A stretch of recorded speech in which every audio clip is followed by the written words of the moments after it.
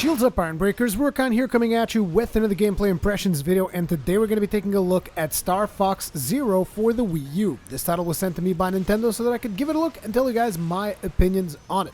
Now, as you guys can tell, this video is going to be in post-commentary, mostly because there's still an embargo in place, which kind of limits the amount of footage that I can show you, but also because the game is pretty hectic and hard to do live commentary on. So even if I was to wait until after the embargo, it would still probably be post-commentary. Now, a couple of things that I would like to talk about Starfox Zero was, if you guys remember a while back, I told you guys about how I had played it, you know, kind of like a demo version. I'm not sure if it was at a show fair. I think it was on one of the gaming events that I went to. And later down the line, I played it once again over at Nintendo headquarters here in Portugal. And at that time, I remember saying specifically, like, I can see the potential on this control method. And for those of you who don't understand what control method that I'm talking about, I'm talking specifically about the fact that this game utilizes both screens. So if you're playing in single-player mode, you're going to have to use both your television as well as the gamepad. And the gamepad controls the cockpit of the ship. So you're going to be seeing a third-person view of the ship, very much in line with what I've seen from Starfox 64. Even though I never played Starfox 64, I'm just going out of what I've seen on the internet and whatnot. So on the TV, you have the third-person view, which is the typical Starfox thing. You can see everything that's going around the ship and whatnot. And then if you look at the gamepad, you can see inside the cockpit of the ship. So that's kind of like one of the, how should I put it? It's one of the most distinguishing features of this particular game. Now, I remember that at the time, when I played the game, I thought, this actually looks pretty interesting. I can see a couple of flaws in here. You know, I can see that this still needs a little bit of polish, but I can see the potential. And I still agree with what I said back then, that there's a lot of potential for a control method like this. But I kind of feel that the implementation was not the best on the final product because, like I said, I expected them to, you know, maybe smooth it out, make it better somehow. But as it turns out, I did not feel that the control method was the best thing about it. As a matter of fact, I found myself struggling with the controls multiple times throughout the playthrough. Now, this could be due to the fact that maybe I just suck at Starfox. I don't know. What I can tell you, though, is that I've played other games kind of like Starfox. Like, I remember Ace Combat in the 3DS, and I could pretty much control that just fine. So I don't think that is the problem. I think that there's definitely something about the controls that is an issue for Starfox. And I know that a lot of people have shot down the game before the game was even out, before they even had their hands on a final product. And I don't think that that's the right way to do things. I think that you really got to wait until the final product comes out. Then you need to see it, whether or not stuff works. And at the end of the day, I still think that there is a lot of potential on this control scheme. And I know that I'm going kind of back and forth on it. That's because the whole experience of me playing through Starfox, I haven't finished the game yet. I made it all the way to the final boss. I'm not going to spoil anything for you guys, though. But I made it all the way to the final boss, and I wasn't able to beat the final boss because I was struggling with the controls too much, and it was becoming a little bit too frustrating. And throughout the journey, throughout the journey of Starfox, I felt that I had like these mega high moments where I was having a lot of fun, and I was really utilizing the control scheme, and it was working.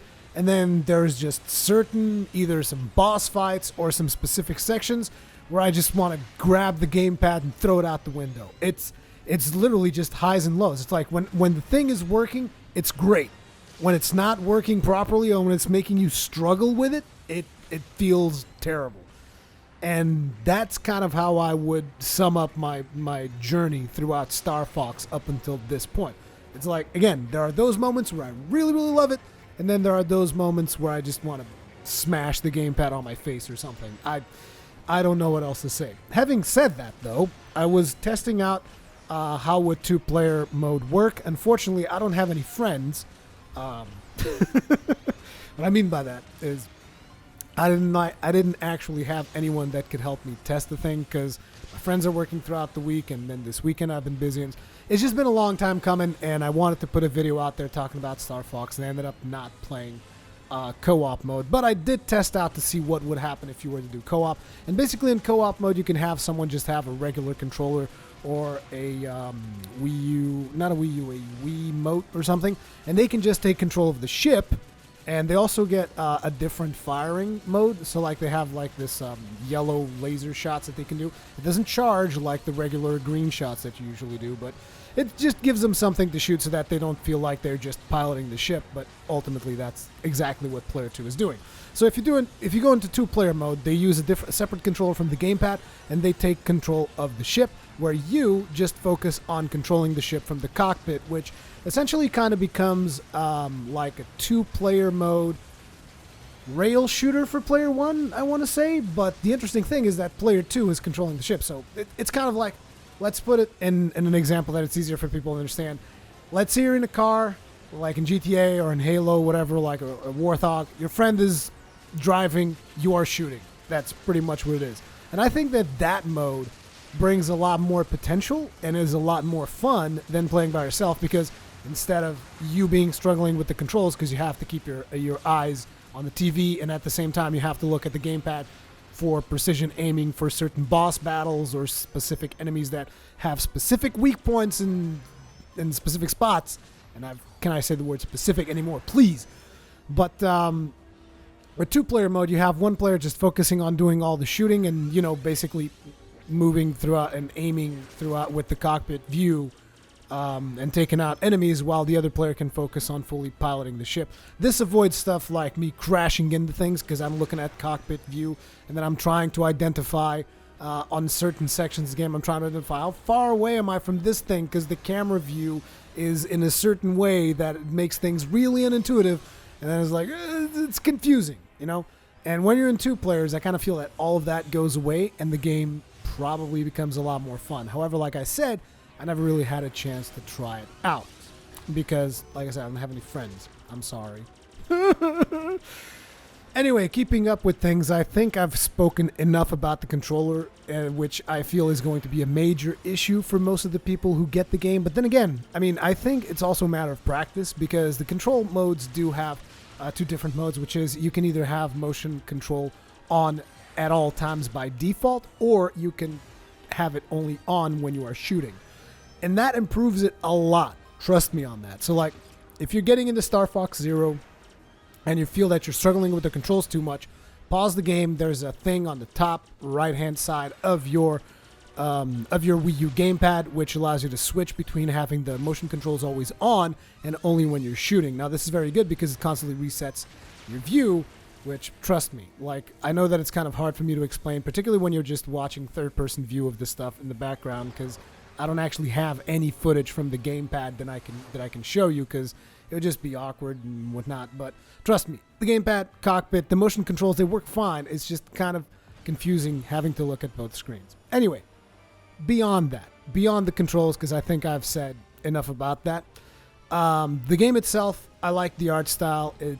I'm not sure if it's native 1080p. I can never tell with consoles these days, but it is running at regular 1080p, whether or not it's native or it's upscale or whatever. I can't really tell.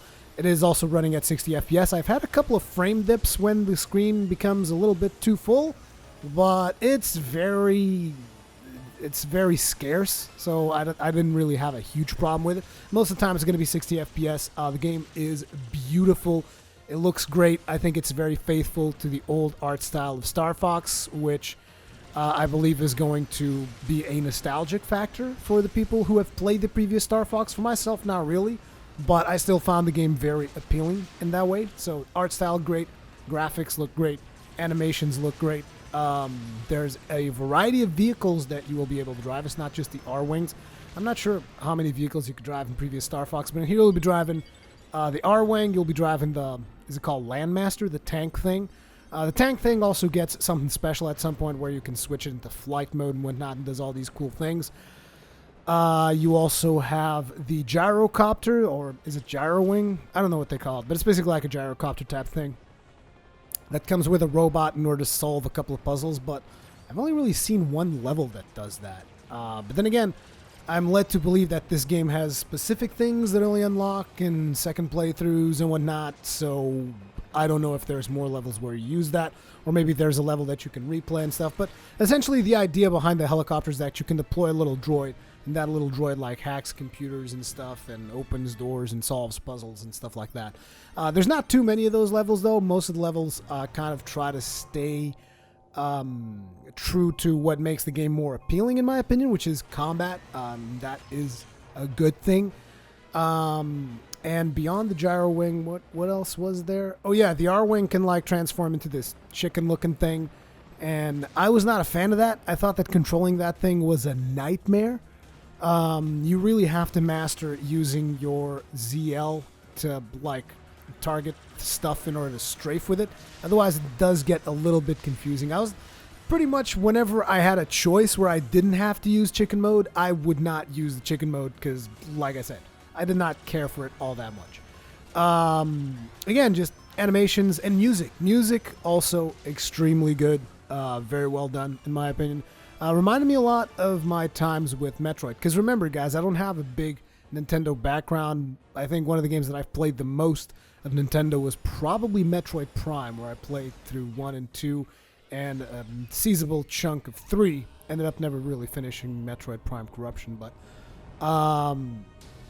yeah, the music from that game reminded me a lot of Metroid in certain sections of it. But yeah, the music was great too. I think overall the game is a lot of fun, but I think that it is a lot more fun if you have a friend playing with you than just playing by yourself. That is my personal opinion. I could be wrong. I don't know. You guys let me know in the comment sections how you feel about the game. But that was my experience with Star Fox. I had a lot of fun in certain sections of the game. I had a little less fun in the sections where I felt like I was struggling with the controls, but ultimately that is a very tough proposition for me to explain to you guys what it's like controlling this. It's almost like VR in a way, where you kind of have to experience it to see if you're into it or not. So my advice would be, go up to your local gaming shop. Hopefully they're giving demos of Star Fox, and you can check it out and see if you like the control scheme that they have for the game or not. I mean, that's pretty much the gist of it. The control is the only kind of downside to the game, and it is the only thing I can kind of see people really have a bad vibe on. But apart from that, it's Star Fox, and if I'm not mistaken, this is kind of like a retelling of the original story or something. I don't know. I didn't play the original Star Fox, and I know that some people are going to crucify me. It's like, how could you not have played Star Fox? Why do you not have a more rich Nintendo background? It's like, well, it's because my parents wanted me to have a computer, because you can work on a computer, you can't really work on a console. So yeah, that's why I don't have as rich of a Nintendo background as a lot of people, but I still felt like I had a lot of fun with the game. It's just, again, there are those sections where the controls, you're just like, why? But again, if you have a friend, I don't think that is going to be an issue at all if you are planning on playing through the game with friends. But anyway, that's pretty much my opinion on Starfox Zero. Let me know what you guys think about it in the comment section below. Thank you very much for watching, and I'll see you guys in the next one.